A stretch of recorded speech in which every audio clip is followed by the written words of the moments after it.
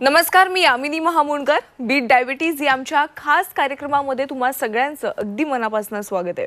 आज आपण GDM decoded लक्षणे, उपाय आणि दीर्घकालीन आरोग्य या विषयावर चर्चा करणार आहोत. यावर मार्गदर्शन करण्यासाठी आपल्या सोबत आहेत डॉक्टर निकिता दोशी, डॉक्टर फुलरेणू चव्हाण आणि डॉक्टर पूजा जाधव. डॉक्टर निकिता दोशी या MBBS MD internal medicine, DM endocrinology consultant, adult and paediatric endocrinologist, Doshi's diabetes and endocrine centre, Kolhapur येथे कार्यरत आहेत. डॉक्टर फुलरेणू चव्हाण या MBBS MD general medicine, DM endocrinology असून consultant endocrinologist, section coordinator endocrinology, PD Hinduja national hospital and medical research centre येथे कार्यरत आहेत. Doctor Pooja Jadhav या MBBS MD medicine, DM endocrinology, SCE UK diabetes and endocrinology consultant endocrinologist at Jadhav's Nagpur endocrinology centre, Dhantoli, Nagpur येथे कार्यरत आहेत. चला तर मग GDM डिकोडेड लक्षणे, उपाय आणि दीर्घकालीन आरोग्य या विषयावर डॉक्टरांकडून अधिक माहिती जाणून घेऊयात. डॉक्टर निकिता, खरं तर असं म्हणतात की बाळंतपण म्हणजे स्त्रीचा नव्याने जन्म होतो. गरोदरपणात महिलेच्या शरीरात बदल होत असतो. अशा वेळेस अनेकदा मधुमेह देखील होतो. तर गरोदरपणातील मधुमेह म्हणजे काय? जेस्टेशनल डायबिटीज हा एक वेगळ्या प्रकारचा मधुमेह आहे, जो युजली एक गरोदर महिलांना, जिला कधीच पूर्वी डायबिटीज नव्हता, जर प्रेग्नन्सीच्या मध्ये पहिल्यांदा हे कळतं की तिला डायबिटीज झालेला आहे, त्याला युजली आम्ही जेस्टेशनल डायबिटीज असं म्हणतो. हा युजली 6व्या महिन्याच्या आसपास हा येतो आणि डिलिव्हरी नंतर निघूनही जातो. होतं काय, जशी प्रेग्नन्सी ऍडव्हान्स होते 6व्या महिन्यापर्यंत, तसं प्लेसेंटामधून काही इम्पॉर्टंट हॉर्मोन्स निघतात, जेणेकरून आईच्या शरीरात इन्सुलिन रेझिस्टन्स वाढतं. म्हणजे जे इन्सुलिनची कार्यक्षमता होते ती कमी होत जाते आणि साखरेची पातळी ही वाढत जाते. ही वाढलेली साखरेची पातळी आईसाठी आणि बाळासाठी दोघांसाठी ही हानिकारक आहे आणि त्याचं वेळेवरती निदान करणं आणि उपचार घेणं हे अतिशय गरजेचं आहे. सो हे जेस्टेशनल डायबिटीज नेमकं कोणाला होऊ शकतो? सो आपण सगळे भारतीय आहोत, आपल्याकडे ऑलरेडी साऊथ एशियन एथनिसिटी असल्यामुळे we all are at risk. आणि ह्याच्या व्यतिरिक्त जर आपल्याला प्रेग्नन्सीच्या आधी PCOD असेल, किंवा आपलं वजन जास्ती असेल, किंवा आपल्या घरी आपल्या आई वडील भाऊ बहिणीपैकी कोणाला प्रकार नंबर 2चा मधुमेह असेल, किंवा ट्विन प्रेग्नन्सी असेल, तर आपली जेस्टेशनल डायबिटीज होण्याची रिस्क ही वाढत जाते. डॉक्टर फुलरेणू, आईसाठी GDM वेळेवर शोधणं का महत्वाचं आहे? पहिल्या प्रेग्नन्सीमध्ये जर काही GDM असेल आईला, तर परत होऊ शकते. तर ती बायका लोक किंवा लेडीज लोक दे आर प्रिपेअर्ड, आणि त्यांना डॉक्टर्स पण सांगतात की या प्रेग्नन्सीमध्ये तुम्हाला झालाय तर बहुतेक नेक्स्ट प्रेग्नन्सीमध्ये तुम्हाला होऊ शकते. आता मी सांगितलं GDM म्हणजे दोन प्रकारचे लोक अफेक्ट असतात, एक तर बाळ आणि एक तर आई. जेपर्यंत आईची हेल्थ चांगली असेल तेपर्यंत बाळाची हेल्थ चांगली होऊ शकते. जसं प्रिव्हियस डॉक्टर दोशींनी सांगितलं की ते 5th किंवा 6th मंथमध्ये डिटेक्ट होते. पण आपल्या देशात वी आर प्रोन, म्हणजे आम्हाला इन्सुलिन रेझिस्टन्स आणि लाईफस्टाईल चेंजेसची इफेक्ट एवढी लवकर होते ना, ते दुसरे वेस्टर्न कंट्रीजमध्ये एवढं लवकर आपण बघत नाहीये. म्हणजे we have to be careful. ते आपण बघितलं नाही किंवा आईची देखरेख केली नाही तर नुसतं शुगर वाढत नाहीये, ब्लड प्रेशर वाढते, कोलेस्ट्रॉल वाढते, वॉटर रिटेन्शन होऊन जाते, वेट गेन होऊन जाते, आणि त्याच्यामुळे दर प्रकारचे प्रेशर आईच्या बॉडीमध्ये वाढतच राहते. जसं आईच्या बॉडीच्या प्रेशर, कोलेस्ट्रॉल, ब्लड शुगर वाढते, त्याची असर आईला होते. आणि काय काय वेळी प्रेशर एवढं बियॉन्ड कंट्रोलमध्ये जाते ना की ते मुलांच्या किंवा बाळाची हेल्थवर पण असर होतेच. तर आपल्याला ते बघायचं आहे. पहिलं तर डिटेक्शन टायमावर व्हायलाच पाहिजे. डॉक्टर पूजा, तुमच्याकडे येते. डॉक्टर, आईला होणाऱ्या GDMचा बाळावर काही परिणाम होतो का? तर आपण आता ऐकलंच की GDM म्हणजे की जेस्टेशनल डायबिटीज मेलाइटस, याचा आईवर कसा दुष्परिणाम होतो, त्याच प्रकारे बाळावर पण बरेच दुष्परिणाम होऊ शकतात. बाळाची वजन किंवा बाळाचं साईज हे गरजेपेक्षा जास्त वाढू शकतं आणि त्याच्यामुळे डिलिव्हरीच्या वेळेस खूप प्रॉब्लेम जातो. डिलिव्हरीच्या वेळेस बाळ अटकू शकतं आणि त्याच्यामुळे सिझेरियन सेक्शनचे प्रमाण वाढते. त्याचबरोबर जन्माच्या नंतर बाळाच्या अंगातली शुगर लेवल फार कमी होऊ शकते. त्याच्यामुळे बाळाला त्रास होऊ शकतो. आपल्या शरीरात वेगवेगळे द्रव्य असतात, जसं की कॅल्शियम झालं, मॅग्नेशियम झालं. तर आईच्या बॉडीमधलं शुगर वाढलेलं असेल तर बाळाच्या शरीरातले पण हे जे द्रव्य असतात ते कमी होऊन त्याच्यावर इफेक्ट पडू शकतो. म्हणजे हायपोकॅल्सिमिया होऊ शकतो, हायपोमॅग्नेसिमिया होऊ शकतो. डिफिकल्ट डिलिव्हरी आणि इन्क्रीज साईज याच्याबद्दल तर आपण ऐकलंच. या व्यतिरिक्त बाळाला पुढच्या आयुष्यात जाऊन बरेच प्रॉब्लेम येऊ शकतात, जसे की बाळाला पुढच्या आयुष्यात मधुमेह होऊ शकतो, बाळाचे पुढच्या आयुष्यात जाऊन बीपी वाढू शकते, कोलेस्ट्रॉलच्या रिस्क वाढू शकते. त्याच्यामुळे आईचे ब्लड शुगर लेवल कंट्रोल करणे फार गरजेचे आहे. जर का ब्लड शुगर लेवल पहिल्या 3 महिन्यात गर्भ राहण्याच्या पहिल्याच 3 महिन्यात खूप वाढलेले असेल तर बरेचसे व्यंग बाळामध्ये उत्पन्न होऊ शकतात. विभिन्न व्यंग जसे की बाळाच्या बॉडीचे काही पार्ट्स व्यवस्थित फॉर्म न होणे किंवा बाळाच्या हार्टवर, डोळ्यांवर, मेंदूवर असर पडणे, ह्या सगळ्या गोष्टी होऊ शकतात. डॉक्टर निकिता, GDM ची चाचणी नेमकी कधी करायची असते? कारण जेस्टेशनल डायबिटीसचे काही सुरुवातीला लक्षणं नसतात किंवा लक्षणं खूप उशिरा होतात.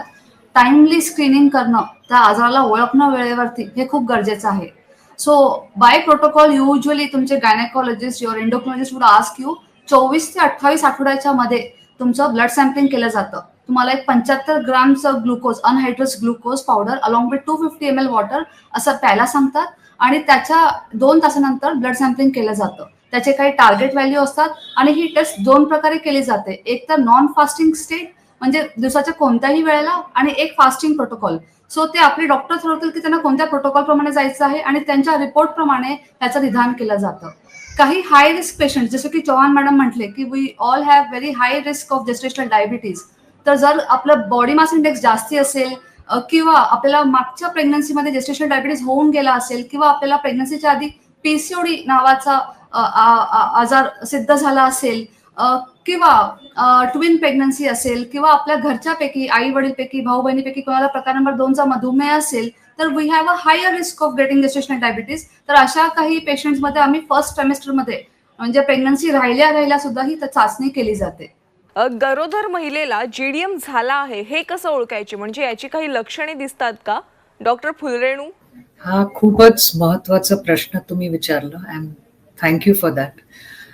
तुम्हाला माहिती आहे आणि मला वाटते आतापर्यंत सगळ्यांना माहिती आहे की डायबिटीसचे कोणीच लक्षण नसतात. म्हणजे समजा डायबिटीस डायग्नोज झाला तरी पण 5-6 वर्ष निघाले तरी पेशंटला किंवा काय वेळी डॉक्टर पण नाही पेशंटला बघून नाही सांगू शकते की हो तुला डायबिटीज आहे की ब्लड प्रेशर आहे वगैरे वगैरे. जेस्टेशनल डायबिटीज एक माइल्ड फॉर्म आहे. त्यावेळी एक लेडी प्रेग्नंट झाली आहे, घरात वेगवेगळं वातावरण वगैरे खूप चांगलं असते, लोक खाण्याचं पिण्याचं वगैरे एवढं काय कौतुक म्हणजे जास्ती बघत नाही. सगळं माहोल एवढं असते की सगळं खाते पिते खुशी असते. आणि त्यावेळी जर काय शुगर हळूहळू वाढली तरीही त्याचे लक्षण दिसणार नाहीच. काय वेळी काय असते की वय जास्तीमुळे असल्यामुळे 35-40च्या मुळे आजकाल तुम्ही बघितलंय की मॅरेज आणि प्रेग्नन्सी लेट होतात. तर अशी लेडीजमध्ये ते कॉम्प्लिकेशन्स आणि डिटेक्शन लेट होते पण शुगर फटाफट वाढू शकते. त्यावेळी कधी वेट लॉस किंवा लॉस ऑफ ॲपेटाईट, भूक नाही लागत किंवा वारंवार युरिनेशन होते किंवा वीकनेस, खूप जास्ती वीकनेस, मसल लॉस असं होऊ शकते. पण ते मला वाटते 1 to 5% ऑफ जेस्टेशनल डायबिटीज लेडीजमध्ये तुम्ही बघू शकता.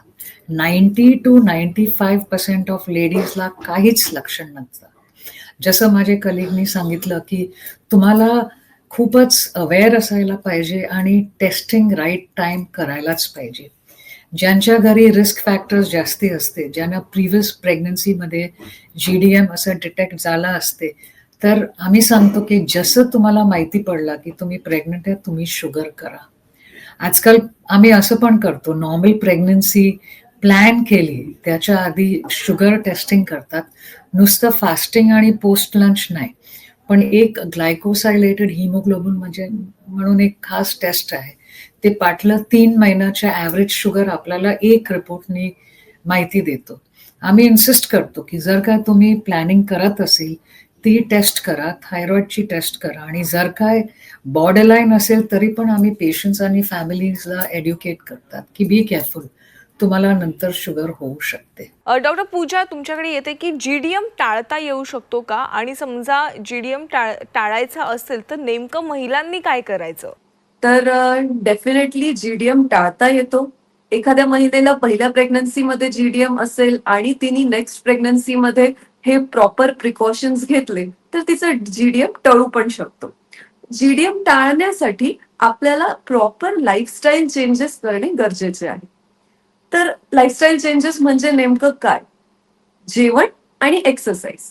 तर जेवणामध्ये वेळेवर एकदम जेवण घेणे, संतुलित आहार घेणे, म्हणजे त्याच्यामध्ये proper amount of carbohydrate, proper amount of protein आणि प्रॉपर अमाऊंट ऑफ फॅट घेणे हे गरजेचे आहे. फिक्स्ड टाइम आणि संतुलित आहार. कधी कधी प्रेग्नन्सीमध्ये जसं स्त्रियांना म्हटलं जातं की आता 2 जण आहे, दोघा लोकांचं खा, भरपूर खा, गोड खा. हे सगळं नाही करायचं. जेवढं गरज आहे, जेवढा कॅलरी इंटेकची रिक्वायरमेंट आहे तेवढंच जेवण घ्यायचं. 2 लोकांसाठी खाण्याची काहीही गरज नसते. आपल्या वजनाकडे लक्ष देणे फार महत्वाचे असते प्रेग्नन्सीच्या वेळेस. फिक्स्ड क्रायटेरिया असतो की इतकंच वजन तुमचं वाढलं पाहिजे. पहिल्या 3 महिन्यात जवळजवळ 1 ते 2 किलो, नेक्स्ट 3 महिन्यात जवळजवळ 5 ते 6 किलो, किंवा तुमचं वजन पासूनच खूप जास्त आहे तर ते 2-3 किलोच वाढलं पाहिजे. आणि शेवटच्या 3 महिन्यात पण जास्तीत जास्त 5 ते 6 किलो. असंच वजन वाढत गेलं पूर्ण याच्यात तर एक प्रॉपर वेट गेन राहतं आणि डायबिटीज होण्याचे चान्सेस कमी राहतात.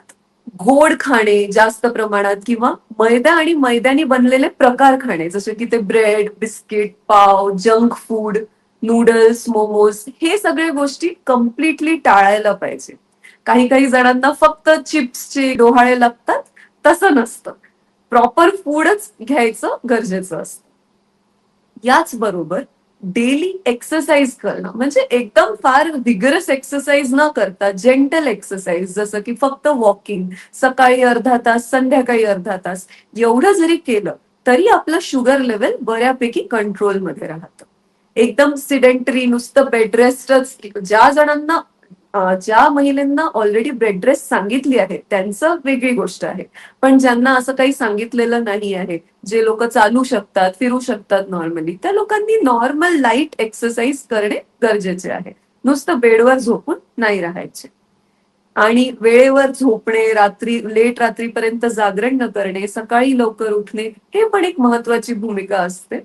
डॉक्टर निकिता, जर समजा एखाद्या गरोदर महिलेला जीडीएम झालाच तर अशा वेळेस त्या महिलेनं काय करायचं? एकदा डॉक्टरांनी जेस्टेशन डायबिटीसचं निदान केलं की वेळ न घालवता काटेकोर पद्धतीने त्याला कंट्रोल केलं पाहिजे. तर नेमकं काय केलं पाहिजे? जसं डॉक्टर जाधवनी सांगितलं की पहिलं जे केलं पाहिजे ते आहे जीवनशैली बदलली पाहिजे, आहारामध्ये बदल केला पाहिजे. तर आहारामध्ये कोणता बदल केला पाहिजे जर आपल्याला जीडीएम हे डायग्नोसिस झालेलं आहे? तर सगळ्यात महत्वाचं सिंपल कार्ब आपल्याला अवॉइड करायलाच लागणार आहे, जसं की साखर आहे, गूळ आहे, मध आहे, मैदा आहे, पाव, bread, biscuit, packet food, processed food, हे सगळं आपल्याला टाळावं लागणार आणि एका बॅलन्स्ड डाएटकडे आपल्याला वळावं लागणार. बॅलन्स्ड डाएट म्हणजे सोप्या पद्धतीने जर आपण एक प्लेट बनवतो तर आपण भारतीय आहोत, आपण 70% कार्बोहायड्रेट्स खातो, म्हणजे चपाती, भाकरी, भात खाल्लं म्हणजे आपलं जेवण झालं आणि हेच पोटभर आहे असं आपली समज आहे. पण तसं न करता चपाती, भाकरी, भाताला ताटाच्या 25% भागात आणणं, ऍटलीस्ट 40% भागात आणणं हे खूप महत्वाचं आहे. आपल्या ताटात 25% सॅलेड आहे का, 25% भाज्या आहेत का, म्हणजे कुक्ड व्हेजिटेबल, आणि सगळ्यात महत्वाचं 25% प्रोटीन आहे का. जेव्हाही आपण ताट बनवू आपल्या ताटामध्ये 25% प्रोटीन आलेलं आहे का हा प्रश्न आपण स्वतःला विचारू. प्रोटीन म्हणजे नेमकं काय? तर डाळी झाले, उसळी झाले, पनीर झालं, दही झालं, अगर तुम्ही नॉनव्हेज खात असाल तर चिकन झालं, अंड्यातलं पांढरं झालं, ह्याच्यामुळे जेवल्यानंतरच्या साखरेची पातळी ही बऱ्यापैकी ब्लंट होते. सो एक हा प्रकारचा बॅलन्स डाएट ज्याच्यामध्ये 25% प्रोटीन आहे. दिस इज रिअली व्हेरी हेल्पफुल. दुसरा मुद्दा आहे तो एक्सरसाइज. जसं की चव्हाण मॅडमने सांगितलं, light moderate exercise is absolutely okay if your gynaec is allowing you. Especially प्रत्येक जेवणानंतर ब्रेकफास्ट, लंच आणि डिनरनंतर जर तुम्ही 20 मिनिटं वॉकिंग केलं तर तुमच्या जेवणानंतरच्या साखरेची पातळीमध्ये बराच काही इम्प्रूव्हमेंट दिसून येऊ शकतो. सो हे डाएट आणि एक्सरसाइज करून आम्ही पाहतो की ऑलमोस्ट 60-70% या गरोदर महिलांचा कंट्रोल ह्याच्यावरतीच येऊन जातो. पुढे काहीही करायची गरज येत नाही. पण 30% महिलांमध्ये ह्याच्या पुढे आम्हाला जावं लागतं आणि ह्याची पुढची ट्रीटमेंट लवकरात लवकर सुरू करावी लागते. सो आम्ही पेशंट्सला युजली एक ग्लुकोमीटर घरी ठेवून self monitoring of blood glucose, म्हणजे आपली साखरेची पातळी रोजच्या रोज किंवा alternate day or as per your doctor schedule monitoring करायची आहे. उपाशी पोटे किती आहे, नाश्त्यानंतर 2 तासाने किती आहे, लंच नंतर 2 तासाने, कधी कधी आम्ही 1 तासानेही चेक करायला लावतो. असा रेकॉर्ड मेंटेन करून त्या रेकॉर्डला डॉक्टरांपर्यंत पोहोचवणं हे अतिशय गरजेचं आहे. जर आहार आणि एक्सरसाइजने ती साखरेची पातळी 140च्या आत असेल तर you are doing very good on it. But जर हे सगळं करूनही ती वाढत चाललेली आहे तर पुढचा निर्णय लवकरात लवकर घेणं हे अतिशय आवश्यक आहे. सो अशा केसेसमध्ये आम्ही इन्शुलिन हे प्रेफर करतो. तर जेव्हा इन्शुलिनचा मुद्दा येतो, बरेच गरोदर महिला घाबरतात, स्वीकारत नाही किंवा डिले करतात. तर अशा महिलांना मी सांगू इच्छितो की इन्शुलिन हे सगळ्यात सेफेस्ट आहे. बाकी जे औषधं आम्ही प्रकार नंबर 2 च्या मधुमेही पेशंटना देतो ते प्लेसेंटाला क्रॉस करून बाळापर्यंत पोहोचू शकतात. पण इन्शुलिन हे डझंट क्रॉस प्लेसेंटा, हे बाळापर्यंत पोहोचत नाही. सो बाळाच्या सेफ्टीच्या हिशोबाने it is one of the best treatment that we have for gestational diabetes. आणि आपल्याला काही कालावधीपुरतच घ्यायचंय. तर मोमेंट डिलिव्हरी झाली, बाळ बाहेर आलं की हे जेस्टेशनल डायबिटीज हे निघून जाताना इन्शुलिनची गरज हे पडत नाही. सो वेळेवरती न वेळ घालवता डॉक्टरने दिलेली ट्रीटमेंट हे स्वीकारणं अतिशय गरजेचं आहे. इन्शुलिन सुरू केल्यानंतर आपली शुगर डायरी मेंटेन करणं, डॉक्टरांना कळवणं, टार्गेटमध्ये राहणं, हे सगळं जर डिसिप्लिन फॉलो केलं तर everything can go very smooth throughout the pregnancy and delivery. Doctor Phulrenu, अत्यंत महत्त्वाचा प्रश्न की गरोदरपणातील मधुमेह म्हणजेच GDM, तर हे GDM महिलेला बाळंतपणानंतर नाहीसा होतो का? हो, असं ते खरं आहे. कारण जशी डिलिव्हरी होते, इट्स लाईक मॅजिक, जादू होऊन जाते की फटाफट शुगर एकदम फटाफट कमी होऊन जातो. काय काय लोकांना ज्यांचे वजन खूप जास्ती वाढलेलं असते किंवा त्यांची समजा HbA1c वगैरे जास्ती असते, त्यांना थोडा जास्ती टाइम लागते डिलिव्हरीच्या नंतर शुगर कंट्रोलमध्ये यायला. तर हे रेकमेंडेशन आहे सगळी सोसायटीज, वर्ल्ड सोसायटीज आणि इंडियन डायबिटीज असोसिएशन, एंडोक्रिनॉलॉजी असोसिएशन म्हणून, की जनरली 6 to 8 वीक्स नंतर मदरच्या जे काय मेटाबॉलिझम एवढं चेंज झालेलं आहे, जे काय फर्स्ट किंवा सेकंड प्रेग्नन्सीमध्ये जे काय चेंजेस झालं आहे, वेट लॉस होते, मदर पण ते स्ट्रेसमधून हळूहळू बाहेर येते. फर्स्ट प्रेग्नन्सी असेल तर मॅक्सिमम स्ट्रेस ते फिडिंगचे असते, बाळ वारंवार बिमार असते वगैरे. तर it takes about 6 to 8 weeks ते मदरला ते एन्व्हायरमेंटमध्ये स्टेबलाइज व्हायला. आणि त्यावेळी 6 to 8 वीक्समध्ये आम्ही परत शुगर करतो. काय वेळी असं सांगायला जाते की फास्टिंग ब्लड शुगर करा, मग 75 ग्रॅम्स ग्लुकोज घ्यायचं आणि 2 तासांनी परत शुगर करू शकते. काही लोक असं म्हणतात की 75 ग्रॅम्स ग्लुकोज द्यायची गरज नाहीये, फुल मीलवर 2 तासांनी तुम्ही post lunch blood sugar check करा आणि जर काय ते नॉर्मल आला आणि समजा ते नॉर्मलच होऊन जातं, म्हणून त्याला जेस्टेशनल डायबिटीज म्हणतात. ड्युरिंग प्रेग्नन्सी असलेली डायबिटीसला जेस्टेशनल असं पण म्हणतात की ज्यांना GDM होते दे हॅव 50% चान्स, म्हणजे half of the population of GDMला फुल फ्लेश टाईप 2 डायबिटीस होतेच. आपलं आईच्या टायमाला वगैरे ते प्रिव्हियस जनरेशनच्या टायमाला आहे ना की लगभग सगळे असंच राहत होते आणि 90% ऑफ द लेडीजला नंतर टाईप 2 डायबिटीस नाही होत होतं. पण या जनरेशन, समजा माझा जनरेशन आणि यंगर जनरेशनला 50 to 60% ऑफ लेडीज ज्यांना GDM होतात ते नंतर डायबिटीस होतातच. म्हणून ते डिफरन्शिएशन खूपच इम्पॉर्टंट आहे. डॉक्टर पूजा, GDMचा बाळावर दीर्घकालीन परिणाम होतो का?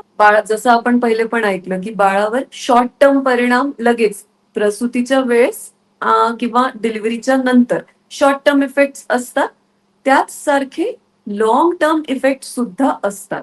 म्हणजे बाळ जसं जसं मोठं होतं तसं त्याच्या डेव्हलपमेंटमध्ये, हाईट डेव्हलपमेंटमध्ये किंवा वजन वेट डेव्हलपमेंटमध्ये, त्याचबरोबर सेक्शुअल डेव्हलपमेंटमध्ये, ज्याला आपण म्हणतो प्युबर्टी, त्या टाइमला सुद्धा इफेक्ट होऊ शकतो.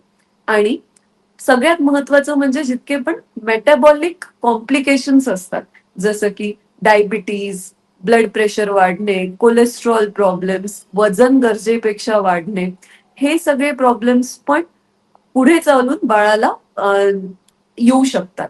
आणि ह्याचा इफेक्ट लॉंग टर्म असतो. म्हणजे जर का आईला बाळ पोटात असताना डायबिटीस असेल, तर पुढे चालून बाळाला हे सगळे प्रॉब्लेम्स होण्याचे चान्सेस फार जास्त वाढतात ऍज कम्पेअर्ड टू त्या मदर्स ज्यांचं शुगर नॉर्मल आहे. हे जे पारंपरिक अन्नाच्या सवयी आहेत त्या GDMच्या जोखमीवर काही परिणाम त्याचा होऊ शकतो का? सो आपल्याला हे समजून घ्यायचंय की जे पारंपरिक पद्धती होते एक 40 वर्षामागे, की गरोदर झाल्यावर जसं डॉक्टर जाधवने म्हटलं की आपल्याला 2 लोकांचं खावं लागणार किंवा खूप गोड वस्तू दिले जातात, तळलेलं दिलं जातं, लाडू बनवले जातात. सो हे सगळं योग्य होतं त्या वेळेला, त्या क्षणीला, जेव्हा प्रेग्नन्सीचं वय हे खूप कमी असायचं, वेट सर्वांचं हे कमी असायचं आणि श्रम असायचा भरपूर. आणि आपल्याला हे आता असणारे प्रॉब्लेम सुद्धा एवढे मेटाबॉलिक प्रॉब्लेम्स एक्झिस्टिंग नव्हते. सध्याचा विषय हा वेगळा पडतोय. आता प्रेग्नन्सी थोडी late, usually the age is advanced of acceptance for pregnancy. People are working, sedentary lifestyle आहे आणि तेवढं कॅलरी बर्निंग होत नाही. सो त्याच पद्धतीनं तसंच तेवढ्या हेवी कॅलरीचे फूड्स आपल्याला खाणं हे सध्या योग्य नाहीये. सो सध्या नक्कीच आपल्याला एक बॅलन्स्ड डाएटची गरज आहे, ज्याच्यामध्ये तुम्ही नट्स वाढवा, तुम्ही अक्रोड बदाम पिस्ता वाढवा, तुम्ही भाज्या वाढवा, तुम्ही सूप वाढवा, तुम्ही उसळ वाढवा, तुम्ही चिकन वाढवा, तुम्ही ग्रिल्ड फिश वाढवा, तुम्ही अंड्यातलं पांढरं वाढवा. So this is all good high protein, complex carbohydrates, millets ह्याचं नक्कीच सेवन करा. पण सिम्पल कार्ब, शुगर, जॅगरी, हनी किंवा खूप जास्ती तुपाचं प्रमाण वी वुड नॉट रिकमेंड. त्याचा परिणाम हे जेस्टेशनल डायबिटीज वरती होऊ शकतो आणि साखरेची पातळी ही वाढू शकते. सो वेळेप्रमाणे आपल्याला थोडंफार न्यूट्रिशन चेंज करणं हे अतिशय गरजेचं आहे. डॉक्टर, आज आपण बीट डायबिटीज या कार्यक्रमामध्ये आलात आणि आपल्या प्रेक्षकांना GDM डिकोडेड त्यावरील लक्षणे, उपाय आणि दीर्घकालीन आरोग्य या विषयावर मार्गदर्शन केलं, त्याबद्दल आपले मनापासून आभार आहेत. या खास कार्यक्रमामध्ये आज आपण इथेच थांबतोय. तुम्ही पाहत राहा झी 24 तास.